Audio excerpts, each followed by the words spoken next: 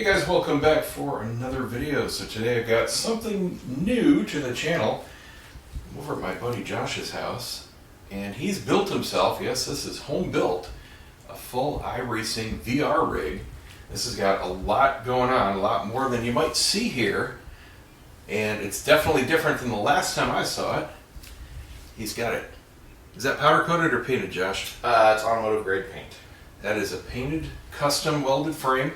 We've got a lot of top quality components going on. We're going to go through it, and if anybody is interested in getting started, we're going to have a lot of cool info. We've got butt kickers for tactile feedback, right? Mm-hmm. We got some fans going on. Those are new. I hadn't seen those on here before.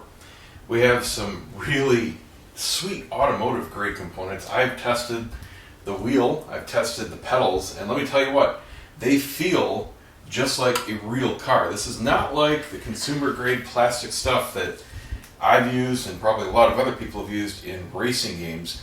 This stuff is hardcore and really gives a unique experience. And then coupling that with VR, oh my God, it takes it to a new level. Now, I've been into VR, as you guys know, for years, but I've never been into racing.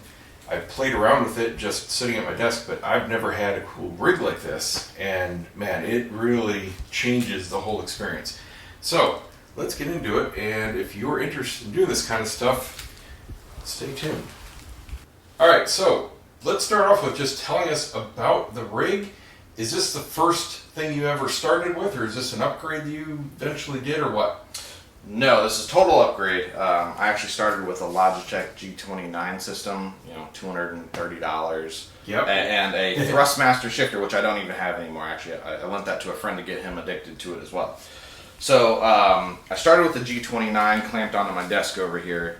First thing I did upgrade from that was the pedal set. So the G29 pedal set is very narrow, so anybody with big shoes or big feet is going to have a real hard time with it. I had that problem. I would hit both pedals. Yes, so you're hitting the gas and you're tapping the pedal. Yep. Most important part of any real racing rig is the brake. So in this brake, you have to really push. And I've actually got an upgrade kit in here to stiffen this a little bit more. And that's the first thing I noticed when I used the pedals in here. It feels hydraulic. I mean, it feels like a car. It's not a plastic or just a motor feedback kind of thing. It feels like a real car pedal. Yep, and this one has little motors for a little bit of vibration. So if you get a little looser or you lock your brakes up, it'll vibrate a little bit. A little hard to feel through thicker shoes. So I actually have some Sparco racing shoes that are really thin. I don't know if I noticed that because I had normal shoes on. Plus, you've got the butt kickers, so I didn't know if. Yeah, the butt kickers can be a little. Only because the butt kickers were shaking everything. Yeah, it's subtle. It's subtle. It's even more subtle on the gas, just because you don't get a whole lot of feedback on that. But on this is the Fanatic V3 Club Sport pedals. It actually comes with different versions of the springs. So the black is the little bit harder, a little bit easier for consistency, and consistency is the thing you want with racing. So, with the Logitech G29 set, getting a consistent brake is nearly impossible. It's just a little piece of foam and rubber in there. Yeah. This is a load cell pedal, so I mean you have to really, outside of a full hydraulic setup, this is probably one of the better ones you're going to get. They're absolutely better pedal sets, but this is a good mid-grade one. What was the ballpark price for this without any mods? For the pedals was about $420 if I recall, and the brake upgrade kit is another $30, and they're little polyurethane things you mix and match for a different feel. So you have different colors that are different strengths. Mine, I have it at the hardest setting, so I mean, I can rest my foot on the pedal without engaging it, which is nice because 2 feet, right, racing it gets tiresome. Yeah, so you can rest your foot on there without engaging it, and right about there is 15 to 20%, and about there is full. So doesn't take much. It doesn't take much. I like it a lot, a lot firmer. I don't like a lot of movement. That way, with racing in general, everything's muscle memory. Yeah. So if you can replicate it over and over, that's what you want. Gotcha. So you can absolutely run a G29 and a pedal set like this and be perfectly happy.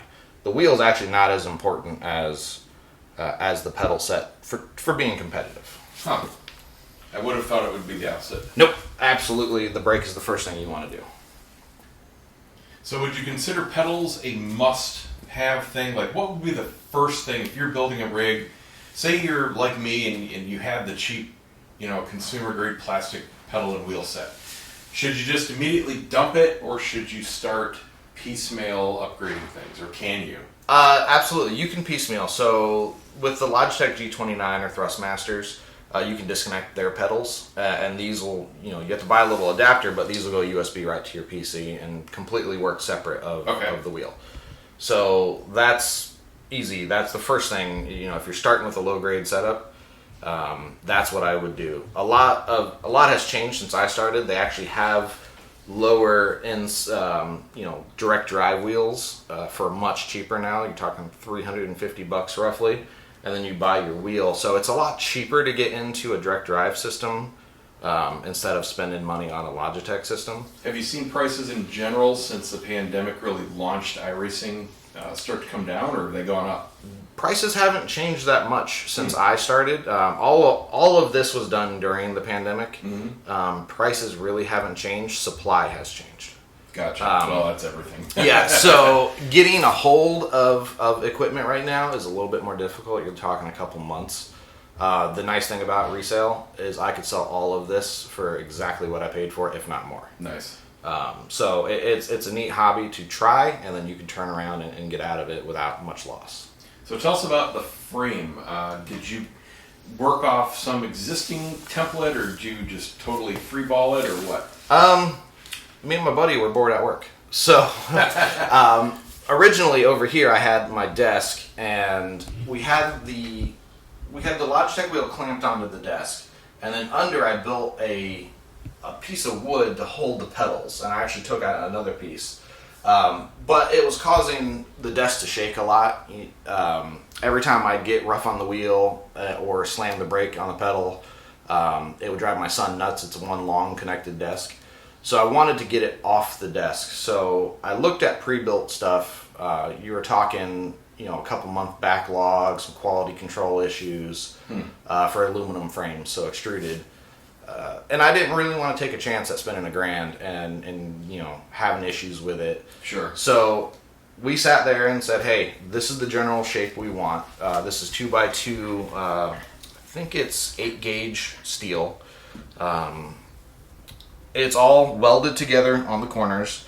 Basically, it's 4x2 with some cross members for the chairs.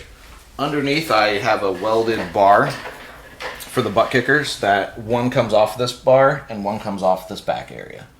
And really, that was it. The cost of materials, probably around $350 for the steel. Not bad at all. Not bad at all. If you know somebody who can weld, it's definitely a cool project. The hardest part was the paint. Of course, I had to do a pearlescent coat, which cost almost as much as the steel itself. Well, it came out great. It did come out great, and my brother-in-law did amazing work on the paint. He's the one who did the touch-up welds and Bondo and paint and got the bar done. This is one of the most important parts of having a rig, is having something solid that doesn't change. Every time you hit the brake and you're in a rolly chair, it's going to be different. You're going to roll back. You're going to have consistency problems. That's exactly what I have a problem with, because I use flight sims, and I'm not heavy into it. I have the throttle and stick mounted to my chair, but pedals, you always have to be in the exact same position. Yep. And man, if you slide back an inch, it makes a difference. Everything's totally different. And with iRacing, and when you're online with 30 other guys on a track, it's very serious. Everybody takes it very seriously. And if you're approaching a turn and you're wobbling all over the place at your own setup and you take somebody else out, it's a pretty terrible feeling. So anyway, outside of the frame, your chair is also important. Obviously this is totally not important. This is just for the simulation feels. It actually does help with some posture. You tighten it up, keep your shoulders back a little bit more. But having a solid chair is just as important as a brake. Because if your chair, even a hinged chair, if you go to the junkyard, you find an automotive chair, if there's any flex in it, that changes and it's constantly moving. Some are worse than others. But I got this. This was about a $230 chair. Got it from carid.com. It's about on par with a typical gaming chair. Yeah. It mounts with typical seat brackets. It's got removable cushions, but it's one-piece fiberglass. If you have back problems, it could be an issue. I did have some lumbar pillows in here for a little bit of help. It actually made it worse. So depending on your comfort levels and size, they have different ranges. But a lot of people overlook the chair. So every time you push back, you're pushing hard on a tough pedal. Your chair's got to absorb all that force, and if it's moving, it can also cause some discomfort as well. So the shifter. So this is the Fanatic Club Sport shifter. This changes. You can put your own shifters on there. I do a lot of sequential driving, rally driving. So when I have this, I do forward and back. So this is downshift, this is upshift. This can actually change to H pattern. So you can go through each gear. This does come with another ball, which is a little smaller, especially if you're getting to 5th or 7th gear. It gets a little close to the handbrake. Yeah, and this is really sharp, so that's a good way to slice a finger open. Knuckle. Yeah. It's totally, most cars nowadays, especially iRacing, they like to match their real life counterparts. Most of them are paddle shifters now. So this is absolutely just extra, unless you're planning on racing older cars or some of the NASCAR stuff. You really don't need this. The handbrake is really if you're into rally or drifting. Right. It was cheap, and I did do rally, so why not? Made sense to me. I guess if you're putting this much into it, and it's adding a fraction of the cost, who cares? Yep. And then immersion is the other aspect that you mentioned. VR is one of the biggest parts of immersion. I do a lot of IndyCar, so I decided to do a dual fan system to replicate a lot of the wind. What's nice about this fan system from Sim Racing Studio is it actually does wind curving. So if you're on a NASCAR track and you're in an open wheel car and you're taking a left-hand turn, these will actually adjust power based on how you're turning to simulate the wind changing direction. It's a little less important if you're running in VR, because in VR you naturally turn your head left and right. So even if you had one mounted in the center, you kind of get that feeling anyway in VR. Plus, versus it's blocking some of your head anyway. So correct. I actually have this pointed down a little bit, so it's more towards my mouth area. Yep. It does help with VR. If you get a little hot, it cools you down. Yep. I've actually had to reach up and unplug these during races. This is actually the Hurricane kit. So this is 30% more wind speed than the normal one.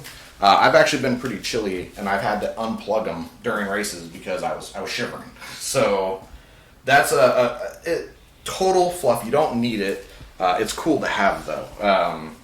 The other side is the butt kickers. So I've actually got 2 butt kickers. You were actually the one that kind of got me interested in them. One is not enough. Now, he hasn't tried my Crosons yet. No, I have not. He's gonna crap a brick, and he's gonna want 4 Crosons under the corners of this. Trust me. So I've already got an actuator plan set up. The wife has approved it. All so right. That's the good part.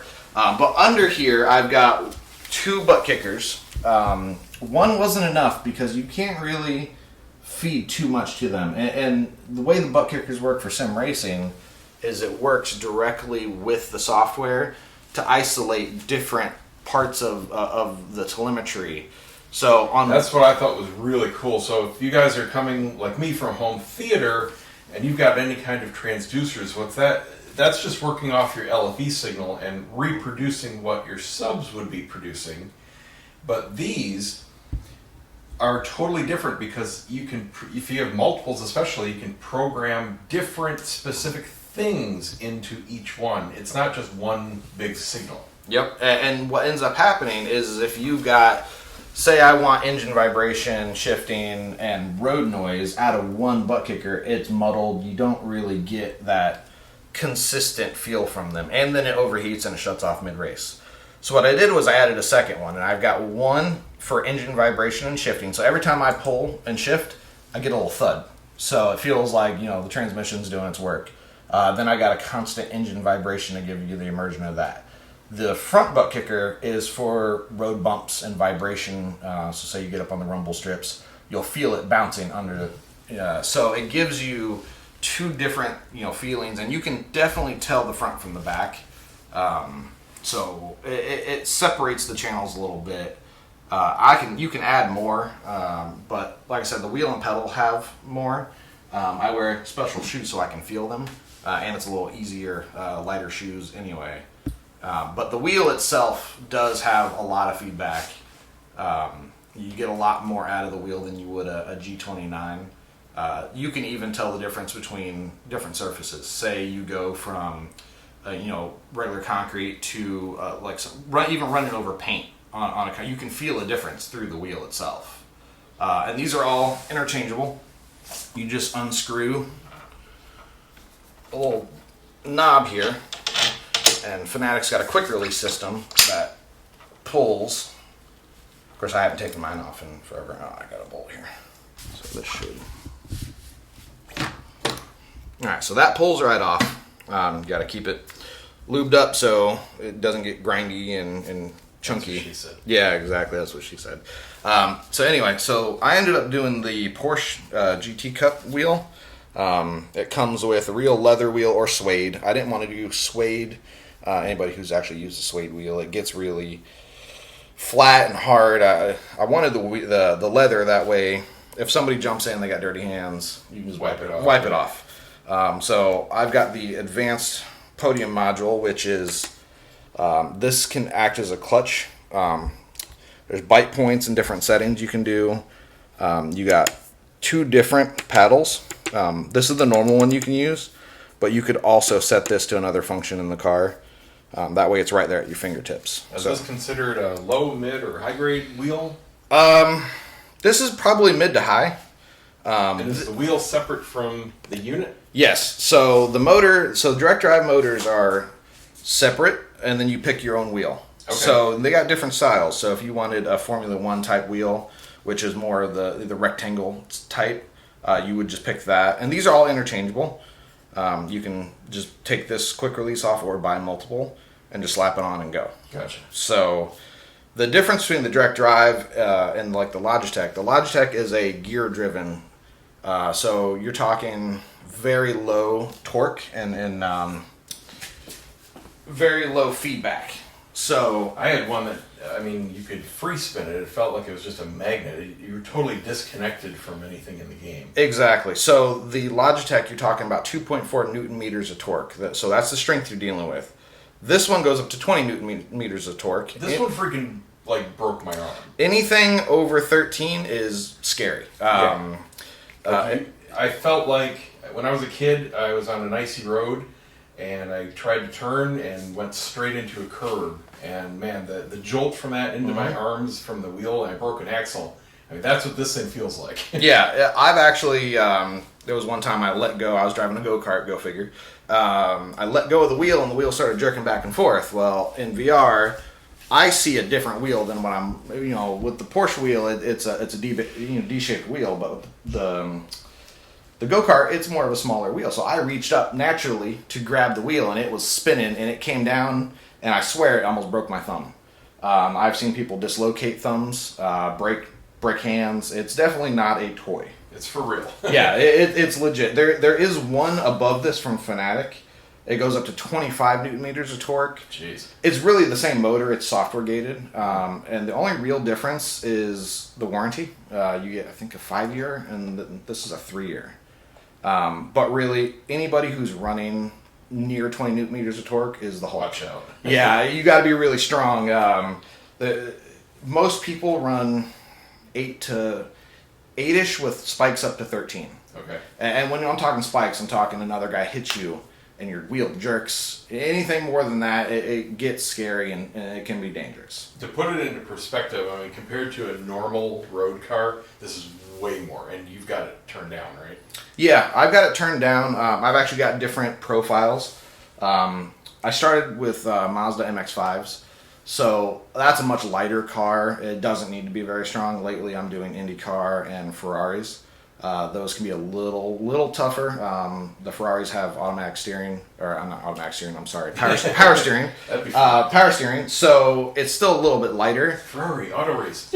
Yeah. So, but a lot of the older cars, they're much heavier. So it takes a lot more strength, and it can actually give you a good workout. So definitely not something that anybody can just get into. I always warn everybody who gets in.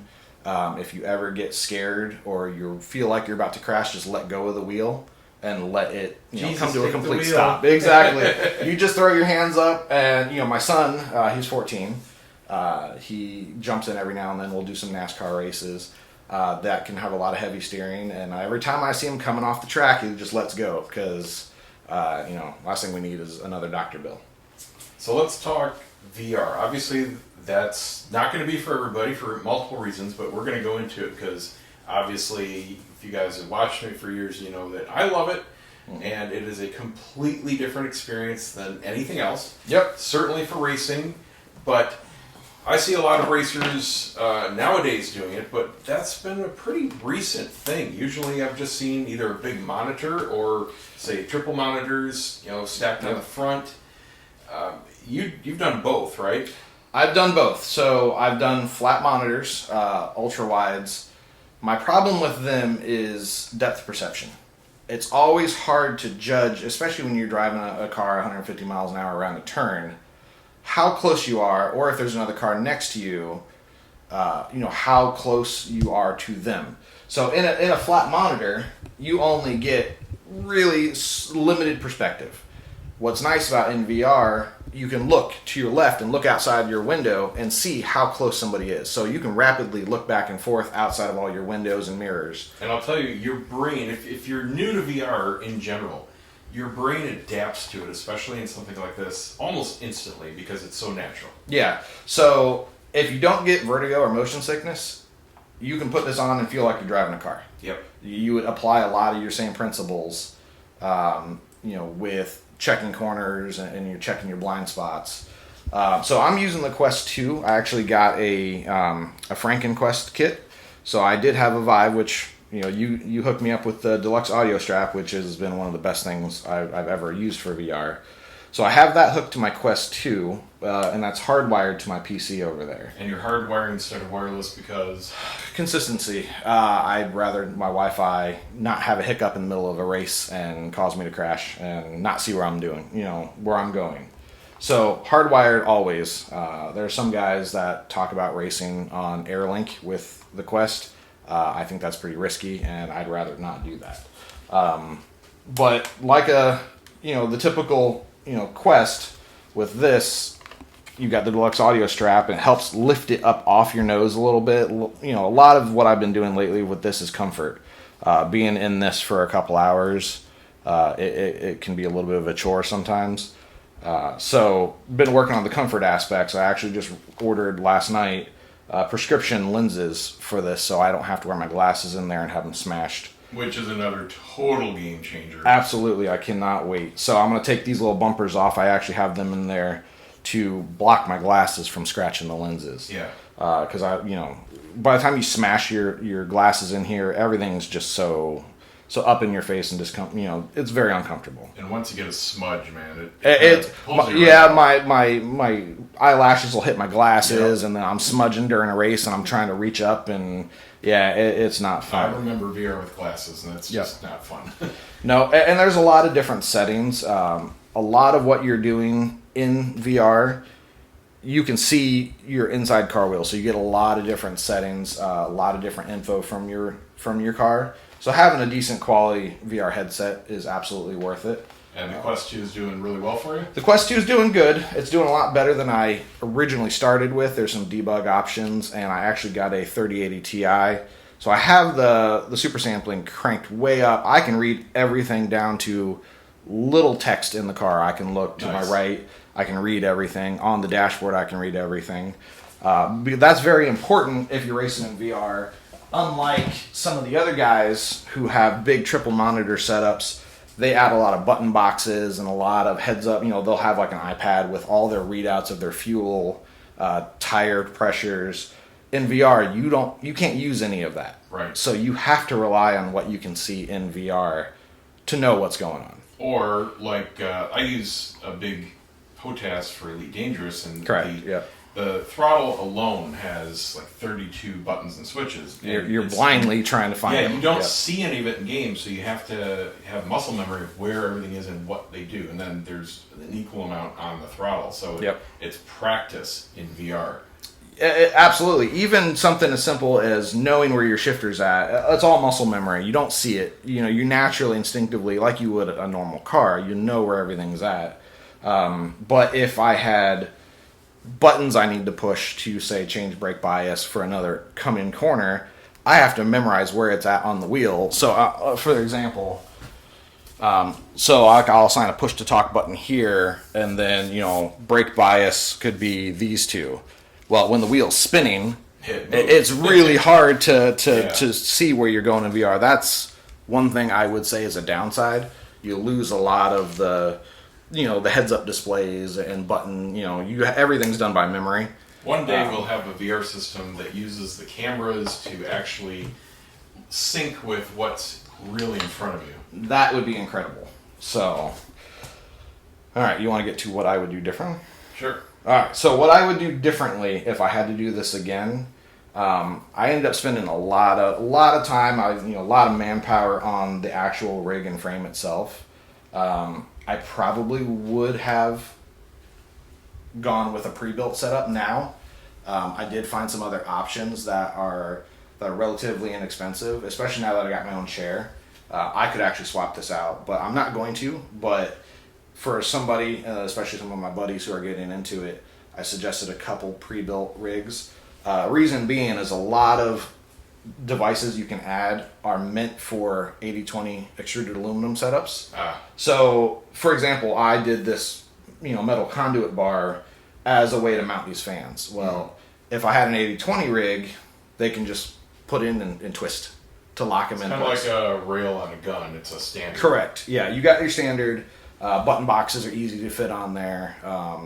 Everything is more adjustable. So this whole system is built around my measurements. Everything is where I like it. If I did have a new pedal setup, right now I'd have to re-drill that and mess up the paint and everything else. Whereas a pre-built has all the holes that you would need to move things around for comfort. So this is kind of a one and done setup for me. This is my first iteration of it. If I do make any changes, I'll probably go ahead and retire this one. Maybe give it to my son or a buddy or something, and do like a pre-built when I do something in the future. The other thing I would do is actually have a monitor backup. Being away from my desk, it's really hard.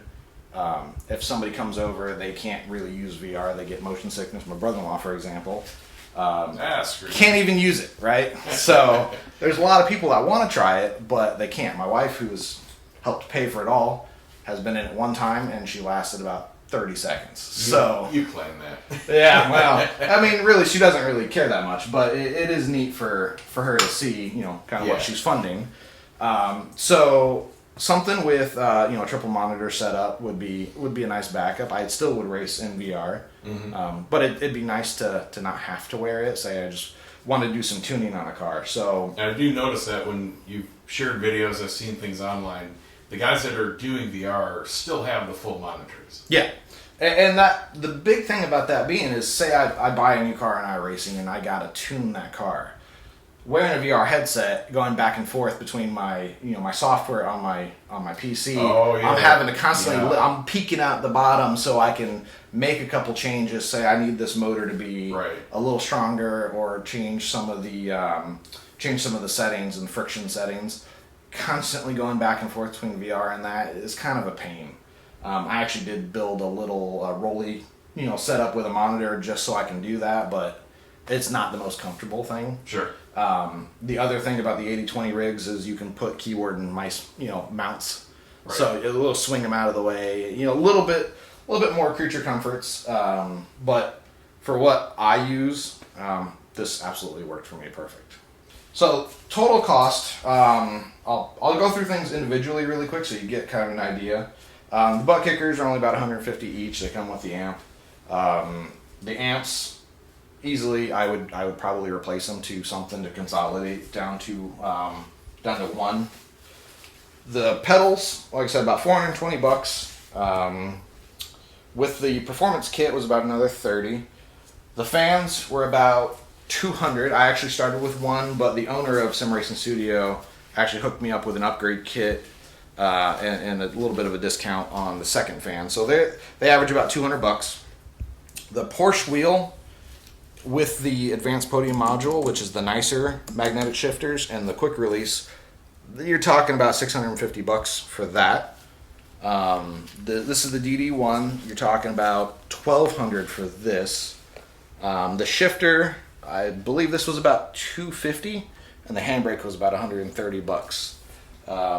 Chairs they range a couple $100. This was about $230, and then of course the deluxe racing straps are about $60. And if you were to buy an equivalent pre-made frame, so the pre-made frames without a seat from somewhere like Track Racer, the TR80, TR160, without a seat, you're talking about $600. that's not bad at all. About $800 to $900 for the TR160. That's the thicker frame, which most people wouldn't need anyway. But what I've got into this, about $400 for the paint, which we went a little overboard on the paint, and about $300 to $400 in materials, and then who knows how much in labor. So we were talking earlier about most newbies jumping in aren't computer geeks like you and I. correct, yeah. And they just want to have fun racing. What do you suggest? Now, bear in mind that good computer gear is very hard to acquire these days. Graphics cards are impossible. What's the absolute minimum GPU spec that you would? I've seen a lot of people for racing and VR in general. In VR in general. I mean, regular monitor racing and VR racing. So regular monitor racing, you can get it with a 1660 Ti. Nothing crazy. iRacing itself is very light to run. VR makes it a lot heavier. There's other pieces of software that's going to be a little bit heavier. I said, of course, Automobilista. But a 1660 Ti is what I see a lot of people gravitating to. Anything, some older 2060s or 3060s would be fine. 3060 would be actually fine for VR racing. I did a 3080 Ti coming from a 2070 Super, and that was a giant difference in clarity based on super sampling. But if you went and bought a pre-built, something as low as a 3060 nowadays is perfectly fine. And for anyone that's not a computer geek, bear in mind that desktop cards and laptop GPUs are totally different. Laptops are usually about half the absolute power. Mm-hmm. So if you see a laptop advertised as a 3060 or a 3080, it's not the same thing. It's half. Yeah, you get that thermal throttling, and your laptop cook an egg. You need a desktop for the real experience. I've seen people run with laptops, and they complain that it's I'm losing frames or it's overheating. It's not something I would recommend for something like this. Well, thank you very much for the run through, and let us know, guys, in the comments if there's anything you've got questions about, whether it's hardware, software. Do you want to see other things talked about? If this is something you guys want to know more about, I am sure I'll be invited back for a more in-depth conversation. But I just want to give you guys, a little primer here, a little heads up, because this was a really cool project that's taken a several months, Year and a about half. year and a half. A year and a half from a Logitech G29 to this. And every time I've seen it, it's like transformed into the next level. It's really cool to watch the progression. This is the first time I've seen it. You know, is it completed at this point? Do you have any upgrades planned? No, I am going to add. So there's a company from California that sells actuators. So motion actuators. It's a 4 actuator kit. It's from. It's called the DK2 system. Are we talking the linear actuator, the rods, not transducers? You're Nope. moving the whole thing. The whole thing's going to move. Yeah, It's got buddy. a 2-inch movement, 2-inch movement front and back and side to side. Awesome. So it'll be totally different next time you see it. It would be a theme park ride. Yeah, absolutely. All right. So thank you very much for having me over, Not a problem. and we'll catch you guys next time.